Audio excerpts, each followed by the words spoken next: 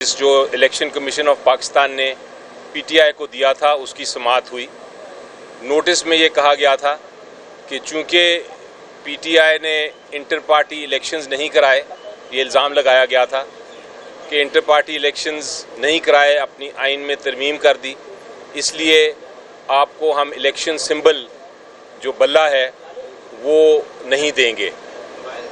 ये बड़ा अहम केस था क्योंकि जब से पीटीआई बनी है इलेक्शन सिंबल हमारा बैट जो है बल्ला वो इलेक्शन सिंबल पीटीआई का है और उसी से पीटीआई की शिनाख्त होती है जब इलेक्शंस आते हैं। तो आज ये शो कॉज नोटिस की जब समाअत हुई इस नोटिस की, तो हमने ये मौक़िफ़ इख्तियार किया कि हमने जो इलेक्शंस इंट्रा पार्टी हैं वो जून 2022 में करा दिए थे, अपने 2019 के आइन के तहत कराए थे, और जो इलेक्शन है उसको हमने विड्रॉ नहीं किया। एक स्टेटमेंट दी थी हमने कि 2022 वाली जो आइन है उसमें कुछ तरामीम जो हैं उसको हम विड्रॉ कर रहे हैं, लेकिन इलेक्शन इंटर पार्टी इलेक्शन और जो 2019 की आइन है उसकी अमेंडमेंट को कभी विड्रॉ नहीं किया, ना हम कर सकते हैं।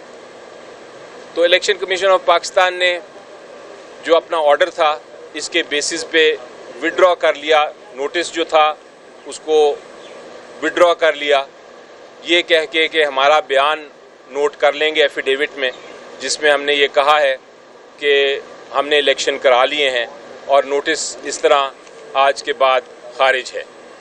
तो ये अच्छी खुशाइन बात है।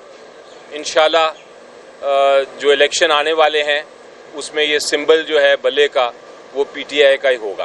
नेक्स्ट 30 तारीख नेक्स्ट डेट जो कुछ कॉन्स्टिट्यूशन में जो अमेंडमेंट्स हुई हैं उसकी वैलिडिटी को देखने के लिए, उसकी लीगैलिटी के वो कानून के मुताबिक हैं कि नहीं, उसके लिए 30 तारीख दी है इलेक्शन कमीशन ऑफ पाकिस्तान ने।